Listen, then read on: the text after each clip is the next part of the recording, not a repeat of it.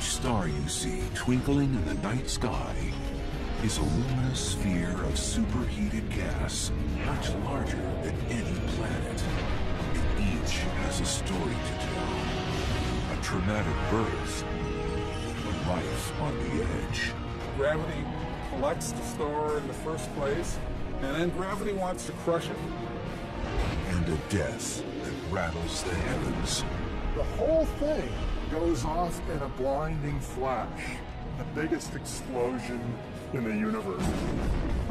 The universe at its most volatile and action-packed. Life and death of a star.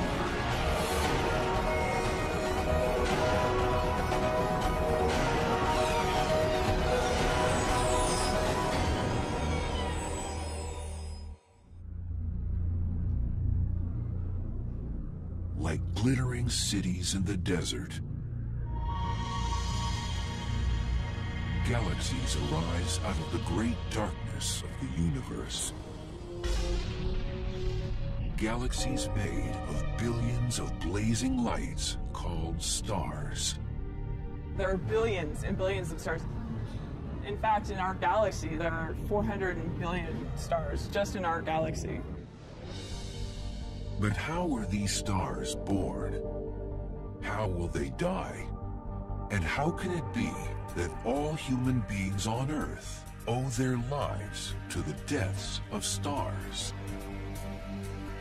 The quest for answers begins here, in a cloud of dust and gas, hovering in the interstellar desert.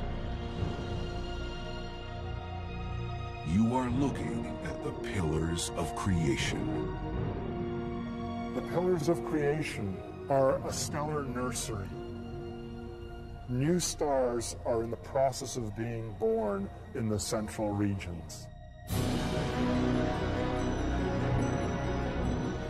Located 7,000 light-years from Earth, the pillars are part of the Eagle Nebula, which is just one of billions of star-forming regions in the universe. The pillars are towering clouds of dust and hydrogen gas. If you remember the periodic table of elements from chemistry class, you have the light elements up at the top, hydrogen, helium, lithium, this sort of thing, and then the really heavy ones as you get lower down. It's hydrogen, the lightest, simplest, most abundant element in the universe, that is the key component of stars. Within a nebula, clumps of this gas and dust slowly coalesce into smaller clouds over millions of years, pulled together by a very familiar force.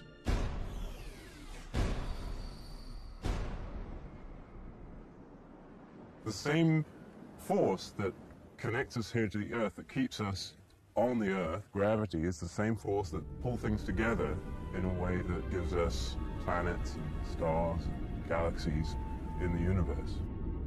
Gravity, in many senses, is the most important force in astronomy.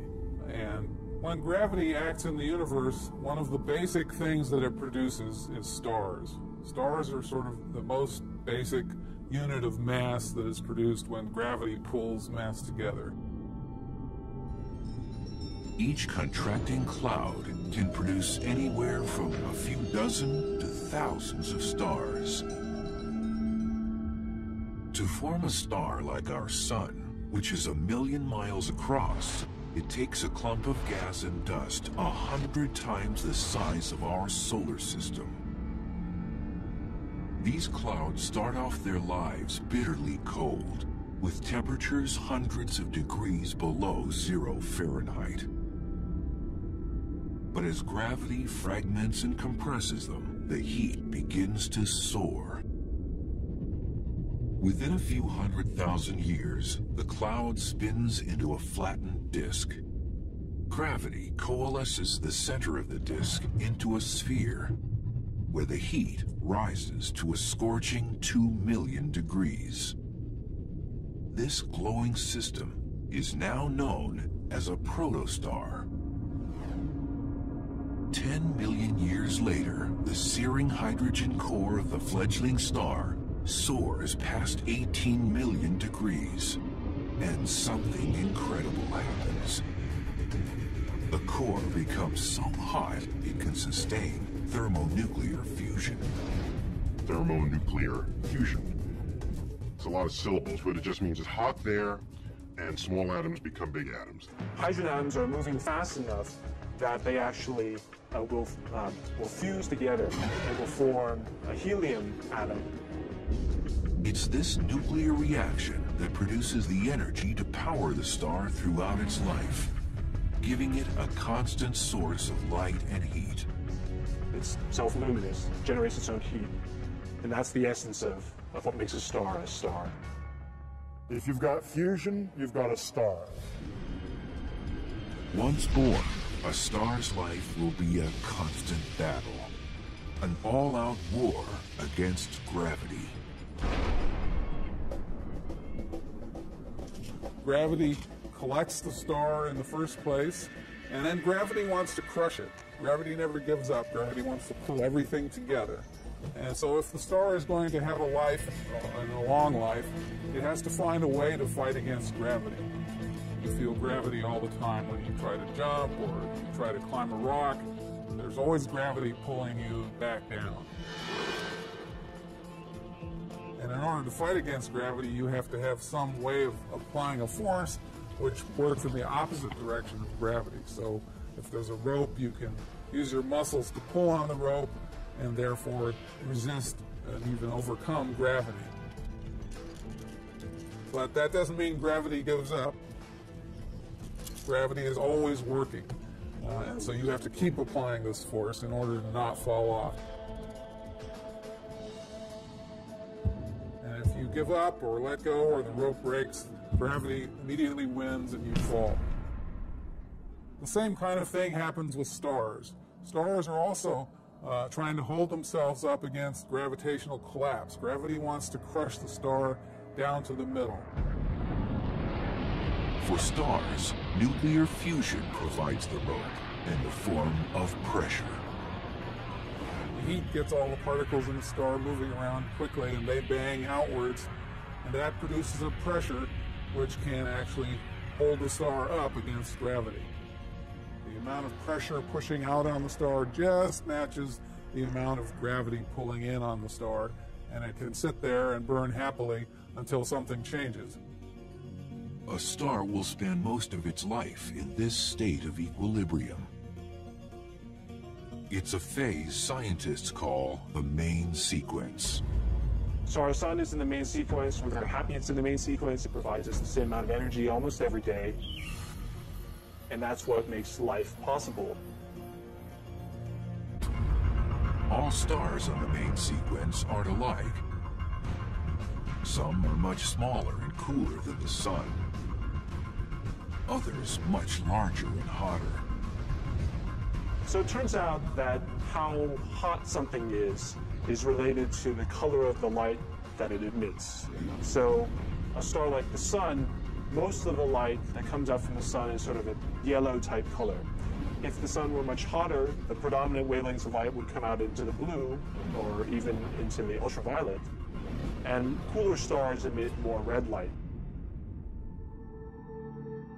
Small, cool red stars like Proxima Centauri, the nearest star to the sun, are known as red dwarfs.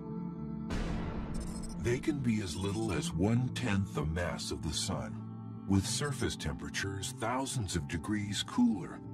Red dwarfs are the most common type of stars in the universe. There are many, many more of these sort of very dim red dwarfs floating out in space than there are stars like the sun. Now, of course, when you look in the night sky, you don't see the most common kinds of stars. You don't see these red dwarfs because they're so faint. You merely see the very rare, very bright stars that turn out to be very, very far away. On the opposite end of the spectrum are the large blue main sequence stars.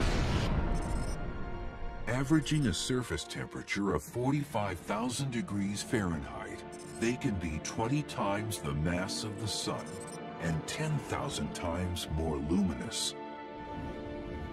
In the life and death of a star, size definitely matters. Mass is the fundamental thing which drives the life history of a star. The more massive stars live much shorter lives than the less massive stars. And that's perhaps a little bit strange sounding, because the massive stars have more fuel to burn. You'd think they'd live longer.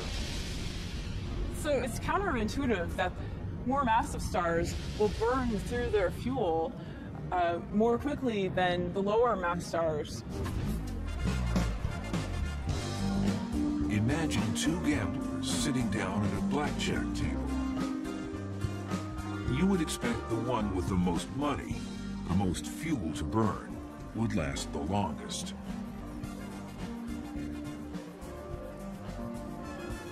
But what if the big-time gambler is making huge bets on every hand?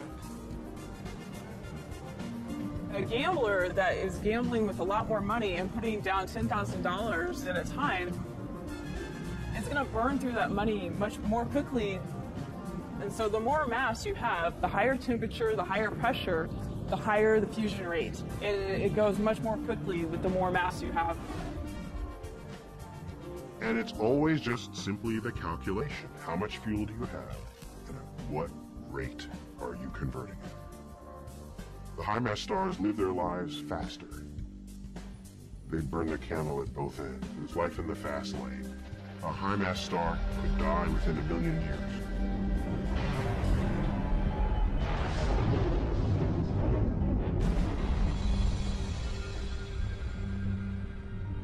A star 10 times as massive as our sun might live for only 1/1000th as long. So our sun will live for about 10 billion years in total. A star 10 times as massive as our sun might live only 10 million years in total. While massive stars have lifespans measured in millions of years, the lowest mass stars measure their lives in tens of billions, if not trillions of years. Every low-mass star that has ever been born in the universe, and the universe has been making stars for more than 10 billion years, all of those stars are still in their infancy. No such star that's ever been born has ever come close to dying. But for all stars, including our own sun, life on the main sequence can't go on forever. It can only last as long as the star has fuel to burn. If it runs out of fuel, fusion stops and gravity wins. Gravity never gives up, whereas fuel, of course, can run out after a while. So the star and the climber both have this terrible problem that if they don't maintain their fight against gravity, they will end in a death. Cataclysmic death. Not only does the size of a star influence how long it will live, it also determines how it will die. Massive stars explode from the seed in violent fury, while smaller ones are doomed to slowly fade away.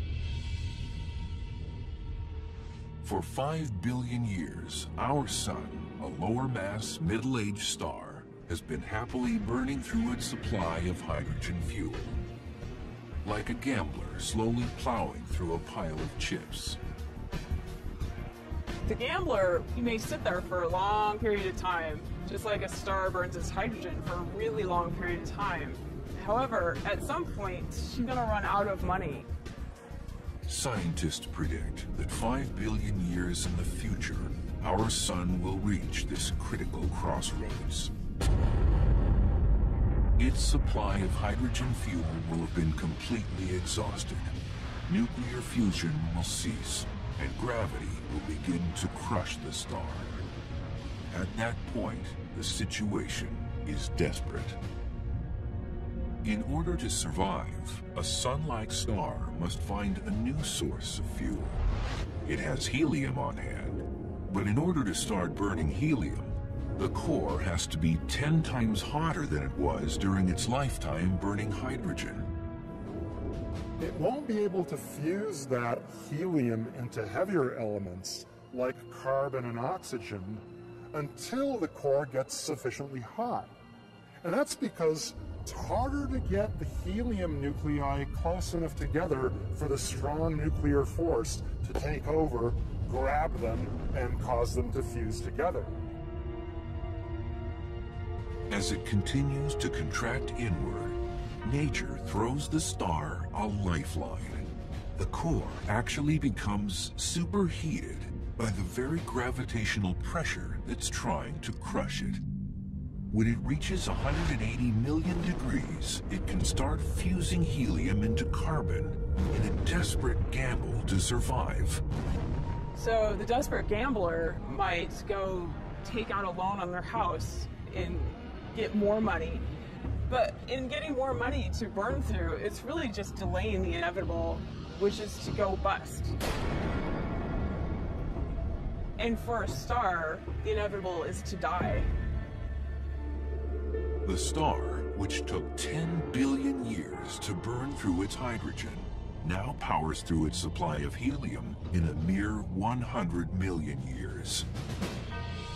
And then the action begins. It runs out of hydrogen, starts fusing helium. Runs out of helium, attempts to fuse carbon and will fail. But all the action, all the, well, what's going on now, happens in the last 10% of the star's life. The searing heat of the helium burning actually causes the outer layers of the star to swell. At that point, the outer atmosphere of our star will be held in by gravity so weakly that it'll start sort of just evaporating away. Through a series of what I call cosmic bursts, it will actually eject the outer envelope of gases, which are only weakly held by gravity. That'll send some shells of gas outward, illuminated by the hot central star. And that will cause what's called the planetary nebula phenomenon. Beautiful shells of glowing gas surrounding the dying core of our sun.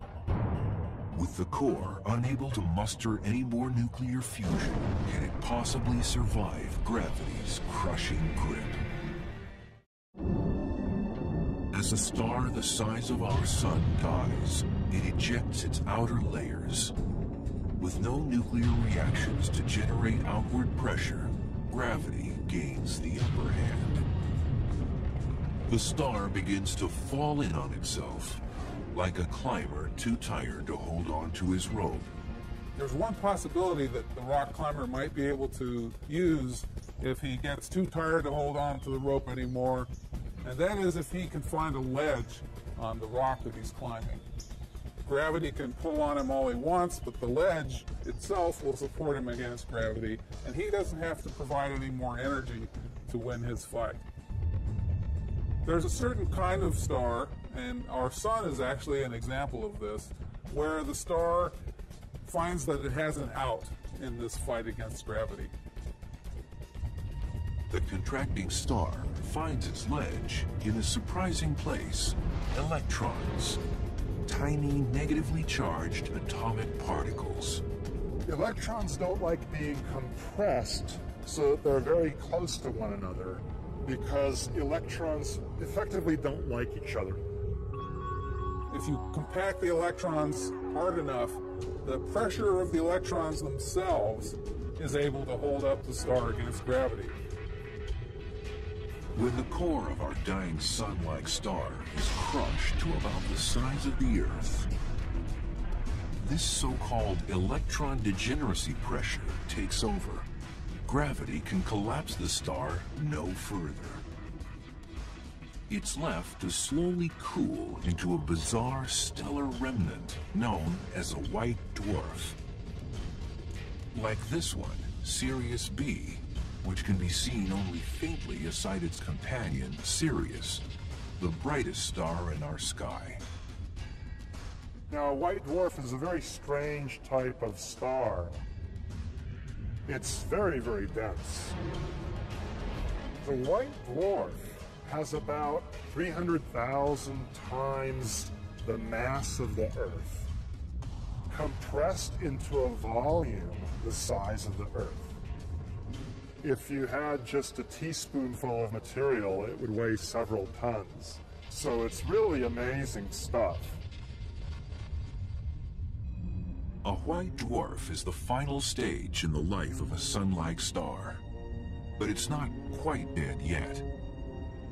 It will continue to shine for billions of years as it gradually radiates away a lifetime of energy.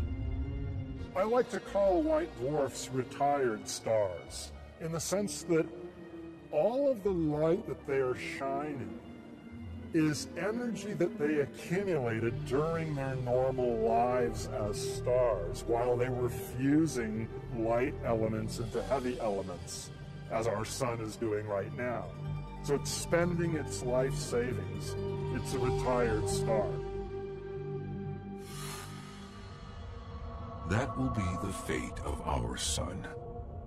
But some white dwarfs can have one last hurrah, thanks to a friend who lends a helping hand. Because although our sun is a cosmic loner, more than half of all stars travel through life with at least one companion.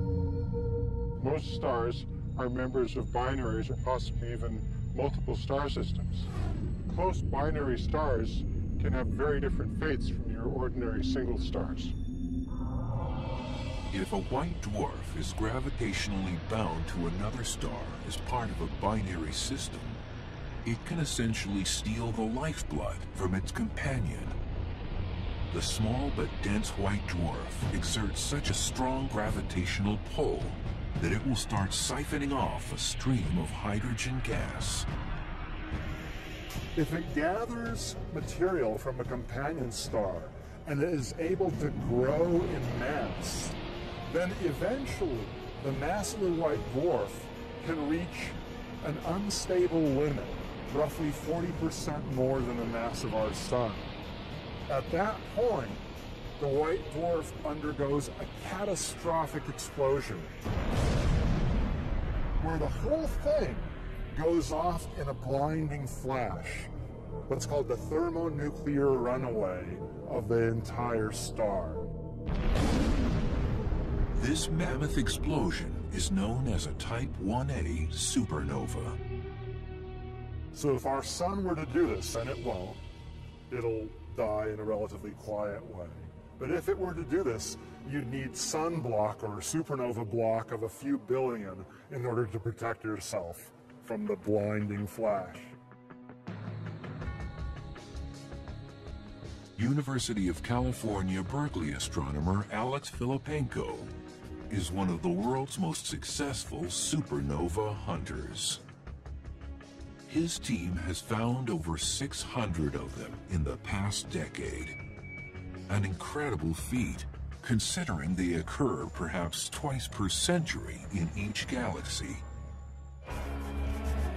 Searching for supernovas is akin to scanning a crowded football stadium with binoculars in hopes of catching the one person who might be taking a flash photograph at a given point in time. If you were to look at each person individually, one by one, you would have a hard time finding the person who happens to be taking a flash photo. Filipenko increases his odds by expanding his search beyond single stars or even single galaxies. To do this, he enlists the help of a very high-tech assistant. So this is a robotic search engine for exploding stars, supernovae. It has been programmed to robotically take photographs of over 1,000 galaxies a night. And over the course of a week, it does 7,000 or 8,000 galaxies, and then it repeats the process, comparing the new pictures of each galaxy with old pictures. Now, usually there's nothing new in the new picture, but occasionally a star blows up, a supernova goes off, and then you can see in the new picture a bright point of light that wasn't there in any of the old pictures. Though a supernova is visually very, very bright, the visible light is only 1% of 1% of the total energy, 1/10,000th of the entire energy emitted by this colossal explosion. Although Type 1a supernovas come from exploding white dwarfs, many others, known as Type 2 supernovas, signal the dramatic deaths of much more massive stars, perhaps 8 or 10 times more massive than the Sun.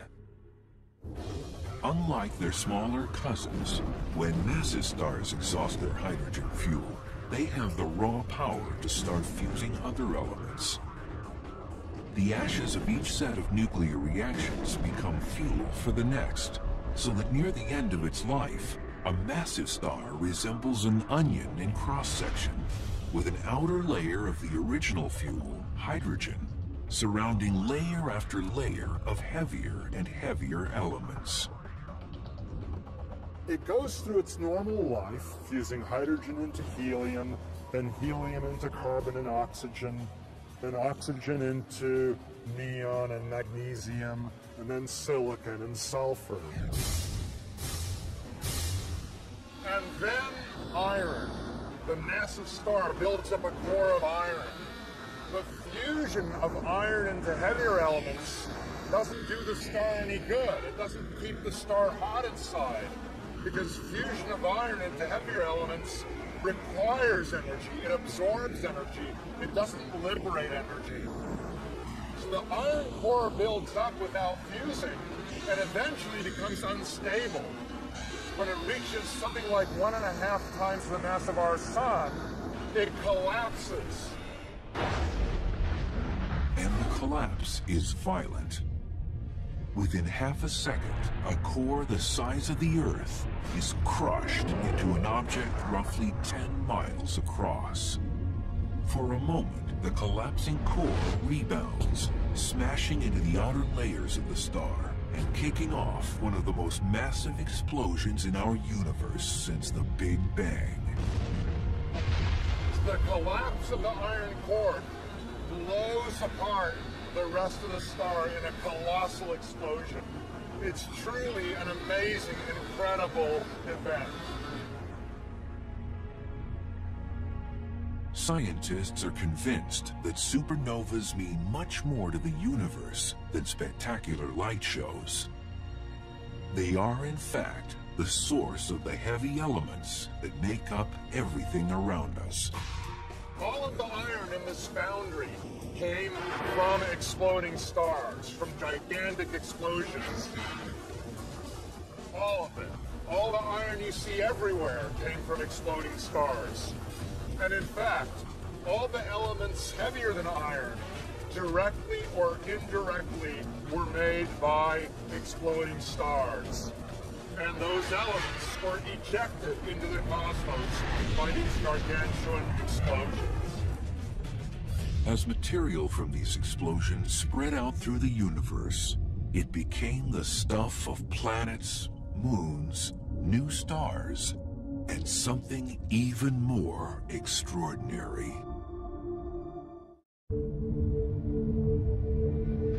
If you could trace your ancestry back to its earliest reaches, you would find an exploding star in your family tree. We are essentially made of star stuff, or stardust, as Carl Sagan used to say. The elements in your body, not just generically, but specifically, the elements in your body, heavier than hydrogen and helium, came from long-dead stars. The calcium in your bones, the oxygen that you breathe, the iron in your red blood cells, the carbon in most of your cells, all those things were created in stars through nuclear reactions and then ejected by supernovae.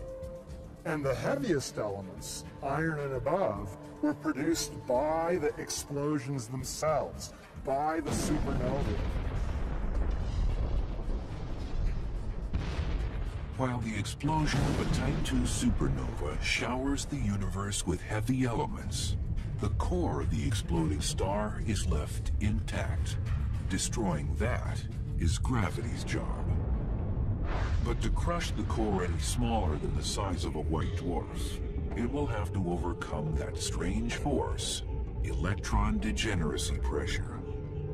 Gravity actually finds a way of defeating that tendency the electrons have to push each other apart by combining the electrons with the protons and turning them into neutrons. We now have an object which is made almost entirely out of neutrons, and gravity wins. It now allows the system to collapse further. There are no longer electrons stopping that, and gravity seems to win, except neutrons, it turns out, also don't like each other, and you end up with a new stable object, even smaller, even more dense, called a neutron star. Compared to normal stars, neutron stars are cosmic pebbles. They can be as small as 10 miles across. So imagine you take a star about 1.5 times the size of our sun, and then you compress all of that material down into a very small space, about the size of Manhattan. You've just made yourself a neutron star. Squeezing that amount of mass into such a small space makes for an extremely dense object. 1 teaspoonful of neutron star material would weigh 1 billion tons. Neutron stars are some of the most exciting and weird objects in the universe that astronomers study. If a human being would stand on a neutron star, it would be a somewhat uncomfortable experience. On Earth, if they weighed about 150 pounds, on a neutron star they would weigh something like 10 billion tons. Our biology can't stand that amount of pressure, and so a human being would essentially be squashed flat against the surface of the star. In addition to that, neutron stars are spinning at an incredibly high rate, hundreds of times per second in some cases. It's this rapid spin that enabled astronomers to first identify neutron stars. Some neutron stars are spinning really rapidly, and they have a really amazingly high magnetic field. That magnetic field, together with the spin, forces a bunch of charged particles, electrons, to go along the axis of the magnetic field. And those accelerated electrons give off light. They produce a well-focused beam of light. Now, this is like a lighthouse whose beam is always on, but you only see it when the lighthouse beam intersects your line of sight. In a similar way, we might see the shining neutron star only when the beam points at us. That object is called a pulsar. Some stars are so massive, perhaps 25 or 40 times the mass of the Sun, that not even a neutron star can hold up under the weight of their collapse. And gravity will crush them even further into an object of infinite density and almost equally limitless fascination, a black hole. In some sense, a black hole represents the ultimate death of a star. A black hole is basically gravity's victory over mass. It is complete collapse of a star, a very massive star. This collapse creates a region of space where matter is compressed into such a high density that its gravitational field is inescapable. Black holes are remarkable in that nothing can escape from them, not even the fastest moving thing we know of, which is light. You shine a flashlight beam up, and even it won't leave. The beam will curve back around, so you won't be able to see it from the outside. Hence the name black hole. A common misperception is that black holes just go sucking up everything in the universe. Like that, just like cosmic vacuum cleaners sucking up everything in their vicinity. That's actually not true. You know, objects that are very close to black holes do get sucked in. But if you're comfortably far away with the proper trajectory, you won't get sucked in. Scientists have long suspected that there is yet another class of supernova involving even bigger stars and even more powerful explosions. Stars that collapse so catastrophically that they leave behind no remnant, not even a black hole. But no one had ever seen one until now. Even after billions of years, the universe is still surprising us with its raw power. In the fall of 2006, astronomers observed the largest stellar explosion ever witnessed by man. 240 million light years away from Earth, a massive star blew itself apart. Alex Filippenko and his team at the University of California, Berkeley were amazed at the power of the explosion. And the total energy emitted was 100 times as much as the energy of a normal massive explosion. It's an amazing, really powerful explosion. A normal supernova comes from the explosion of a star 10 times more massive than our Sun. Incredibly, Supernova 2006 GY, as astronomers have dubbed it, seems to have signaled the death of a star 150 or even 200 times more massive. That's about as massive as a star can get. Scientists are still studying the aftermath of the explosion, but they think Supernova 2006 GY has a lot to teach us about the first stars that populated our universe. We actually think that the first generation of stars tended to be really massive, and they probably exploded by this mechanism. It's these mega-explosions that likely seeded the early universe with heavy elements. These extremely massive stars are the largest iron factories in the universe. A single star, 150 times the mass of the Sun, can produce 20 or 25 solar masses of iron. It's incredible. In the cycle of life, not only here on Earth, but in the cosmos, as stars die, particularly those that die spectacular deaths, the high-mass stars that manufactured heavy elements in their cores, those give the seeds of the next generations of stars that then increase the likelihood that that next generation will have planets, and planets that contain the ingredients of life itself. Supernovas aren't the only energetic events in the life and death of a star. Right now, across the universe, there are 1,000 pairs of stars engaged in brilliant dances of fire. For some, this dance will end in catastrophe. Astrophysicist Joshua Barnes of the University of Hawaii studies what happens when stars collide. We don't have the luxury of watching stars collide. A pair of stars, as they draw close enough to collide, would just be a single dot of light, even in the largest telescopes that we have. So we need to investigate these things with the computer. Using computer models, astrophysicists can take any two types of stars and find out what happens if they become involved in a stellar smash-up. The models pose hypothetical situations and then see what happens. And you could sort of imagine this is like studying collisions of cars, and you were taking them out and smashing them together in the parking lot, one after the other, to see what came out of them. Among the most explosive collisions modeled by astrophysicists is the clash of two orbiting neutron stars.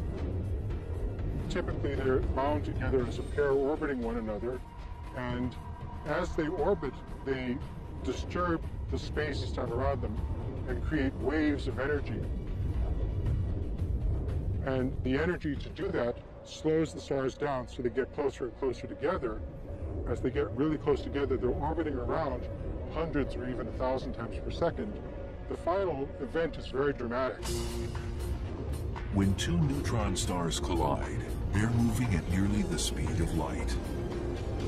Although the final collision takes only a fraction of a second, it unleashes more energy than the sun will generate in its entire lifetime. Thanks to computer modeling, we can also predict what would happen if a highly dense white dwarf collided with our sun. It would be a frightening collision. When it got close enough, the gravitational field of the white dwarf would start to distort the sun, so the sun would no longer remain a sphere, it would sort of turn into an egg shape as this thing came close. As the white dwarf plows into the sun at supersonic speed, its gravity would send an enormous shock wave throughout the star. And that would produce so much thermonuclear energy to essentially explode the sun. Amazingly, it would take only about an hour for the white dwarf to plow through the sun and annihilate it. If this scenario came to pass, life on Earth would be doomed. Fortunately, the chances of this happening are slim because the sun is in a very uncrowded part of the Milky Way galaxy. Individual stars are kind of jostling and weaving as they make their great circuit around the galactic center. So it's a complicated traffic situation, but because the space between the stars is so great, there's not much chance of a collision. If you were to wait out here on this beach until you saw a collision between the sun and another star, you would wait a long time. Even over its entire life, the sun is probably 1,000,000,001 chance of colliding with another star. But there are places within galaxies where the odds of a collision are much greater. Regions where hundreds of thousands or even millions of stars are crowded together by gravity into a globular cluster.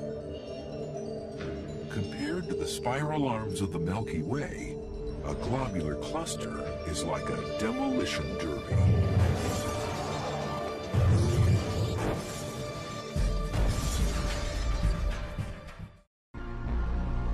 The odds of two stars colliding in the spiral arms of our galaxy are only about 1 in a billion. But within a globular cluster, stars are packed 1,000,000 times more densely than elsewhere in the Milky Way. In the Milky Way, everybody is pretty much going in the same direction. But in the globular cluster, there's no organized motion. They're basically all orbiting around the center on orbits which are aligned in all sorts of different directions. So some are going one way, some are going the opposite way. In these crowded, chaotic conditions, stars collide on average once every 10,000 years. Every star in a cluster was born at roughly the same time. So when astronomers look at an old cluster, they don't expect to see any young stars. But strangely, a globular cluster usually conceals some mysterious strangers. Large blue stars, far younger than the small dim stars surrounding them. These seemingly impossible stars are known as blue stragglers. The mystery of blue stragglers is that they're, in some sense, younger than they have any right to be.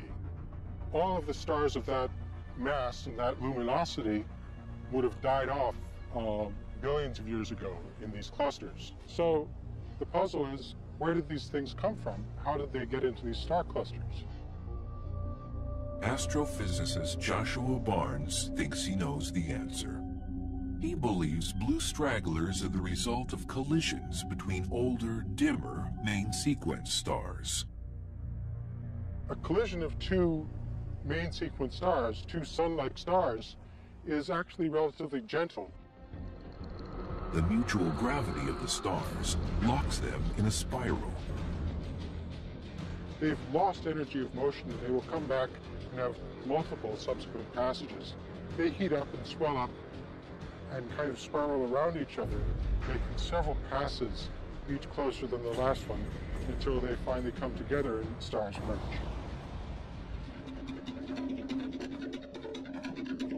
In the end, rather than triggering a catastrophe, the two stars merge to form one more massive star.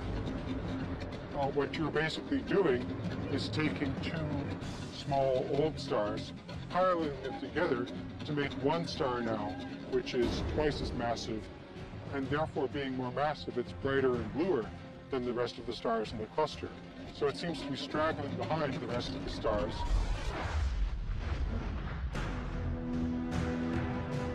While the mystery of the blue stragglers seems to have been solved, the heavens are bursting with unusual objects that dare science to explain them.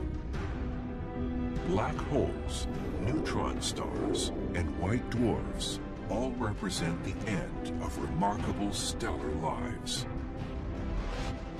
But there are other strange celestial objects that never got a chance to shine. Not quite planets, not quite stars. These are the brown dwarfs. Brown dwarf is basically a failed star. University of Hawaii astronomer Michael Liu searches for these elusive objects.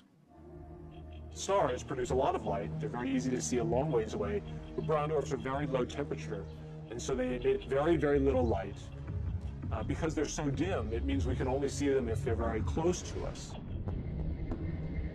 A brown dwarf has the same ingredients as a star, but it simply doesn't have enough mass to sustain nuclear fusion.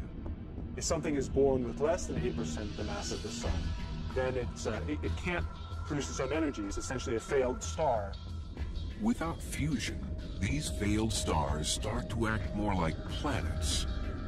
If you were flying in a spaceship across the surface of a star, you wouldn't really see anything that looked like clouds or mountains or anything like that. When you go to a brown dwarf, things begin to change. We think their atmospheres in some ways might be similar to things like very massive versions of the planet Jupiter. If you're familiar with pictures of Jupiter, you see Jupiter has all sorts of banding structure and clouds on its surface. Although we've never taken a picture of the surface of a brown dwarf, we think brown dwarfs may also have similar cloud structure. Now, these aren't normal kinds of clouds like we know about on the Earth. You have iron vapor making these clouds, and then the clouds may get thick enough that you get iron droplets raining out of the clouds. Obviously, a person wouldn't want to be there because these are molten iron. To date, astronomers have located only a couple hundred brown dwarfs, and they still have many questions about these elusive objects. For one, they know some brown dwarfs have disks of dust and gas around them. Might those disks form into planets? That's just one of many mysteries yet to be solved as we continue to probe the stars. But already, science has revealed the universe to be a magical realm of dwarfs and giants, stragglers and supernovas. And hidden within the explosive life story of stars, they have found the very history of the cosmos and a key to understanding our own origins.